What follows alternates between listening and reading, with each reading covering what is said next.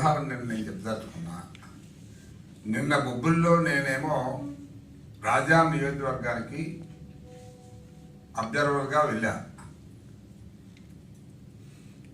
జనం డెఫినెట్గా అన్ని కాన్స్టిట్యున్సీ నుంచి అందరూ కూడా బాగానే మొదలై చేశారు.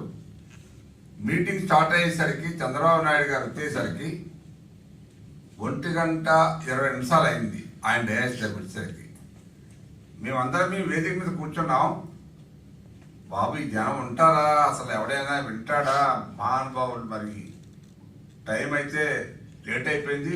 మనం 11 చెప్పాము, 11:30 లేదు, 12 లేదు, 1 అయిపోయింది. అసలు మేమందరం కూడా భయపడుతున్నాం ఏమవుద్దా అని. ఆయన కరెక్ట్గా 1:20 డయాస్ మీదకి వచ్చారు. వచ్చిన తర్వాత ఆయన స్పీచే సుమారు 1:05.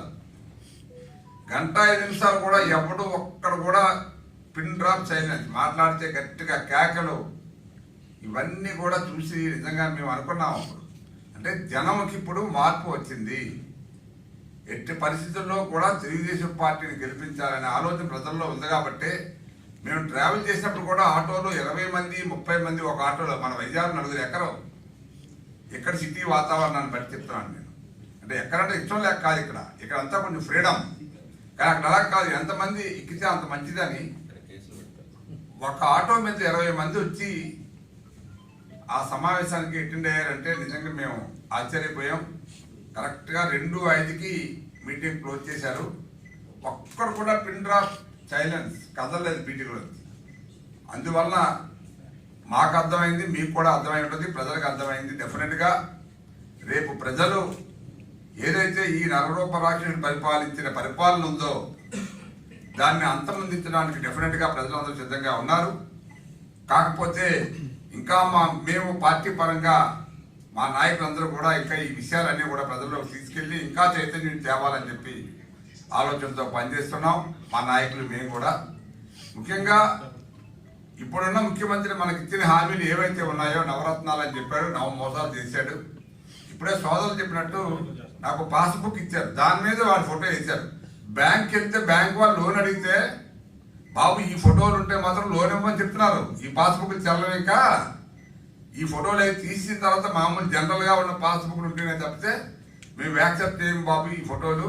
ఇది ఏం చేస్తారు, ఇవాళే మీ పేరు రాస్తారు, రేపేమో మీ లోన్ అయిపోయిన తర్వాత మళ్ళీ మీ పేర్లు తీసేసి ఇంకోటి పేరు పెట్టేస్తారు ఆ పాస్బుక్లోనే. అప్పుడు మేమేమో అయిపోతామని చెప్పి బ్యాంకు వాళ్ళు స్వయానా చెప్పిన మాటలు ఇవి. ఇంకా పాస్బుక్లు ఎందుకంటే అవి టైటిల్ డీడ్లను వాటి మీద ఎవరైనా ఫోటో వేసుకుంటాడా? బహుశా స్వాతంత్రం వచ్చిన తర్వాత ఏ రాష్ట్ర ముఖ్యమంత్రి ప్రధానమంత్రి కూడా ఆలోచన చేయటం ఇలాగా. మరి అంత పిచ్చేటు మరి ఆ పుస్తకాలన్నీ మరి ఎక్కడ తగలబెట్టుకుంటారో రేపు వస్తే గవర్నమెంట్ మనం వస్తే మళ్ళీ దీనికి తరిపోపుడు ఖర్చు.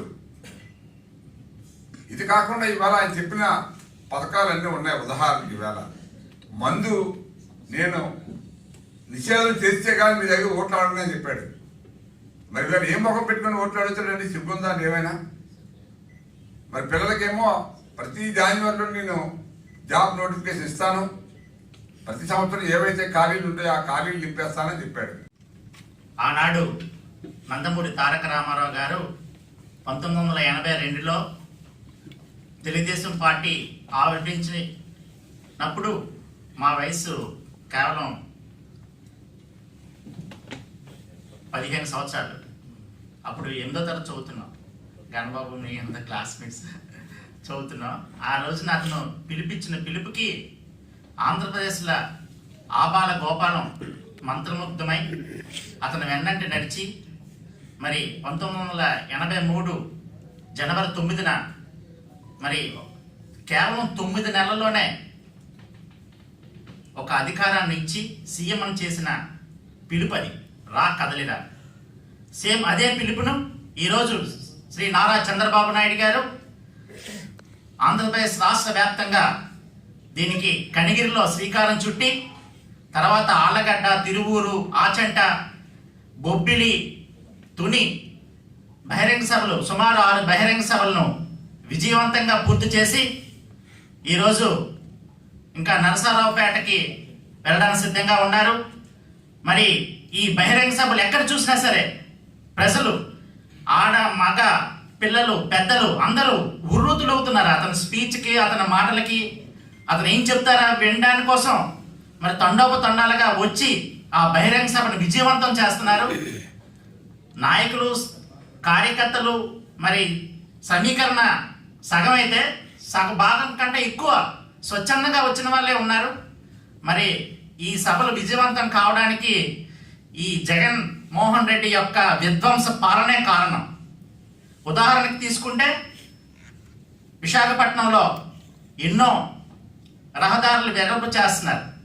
చేసేటప్పుడు ముందుగా టీడీఆర్లు ఇవ్వాలని, ముందుగా సెక్చురల్ కాంపెన్సేషన్ ఇవ్వాలని కనీస జ్ఞానం లేకుండా మరి శుక్రవారం శనివారం పూట వచ్చి వాటిని బద్దలు కొట్టేసి ఇళ్ళల్ని రోడ్డు మీద పడేసి ఇళ్లలోంచి ప్రజల్ని రోడ్డు మీదకి లాగి వాటిని బద్దలు కొట్టి ఈ రోజున మా సింహాచలం కారిడార్లోనైతే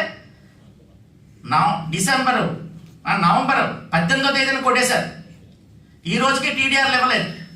డిసెంబర్ 1వ తేదీన ఇస్తానన్నారు, జనవరి 1 అన్నారు, ఇప్పుడు పండగ అన్నారు. ఇవన్నీ హామీలు ఇస్తున్న వ్యక్తి ఎవరో కాదు, మాజీ మంత్రివర్యులు అవంతి శ్రీనివాస్ గారు. సింహాచలం వచ్చి చెప్తున్నాడు అతను అబద్ధాలన్నీ. అలాంటి వ్యక్తి పైన మరి 420 కేసు బుక్ చేయాలి. ప్రజలంటే ఏమనుకుంటున్నారు? మేము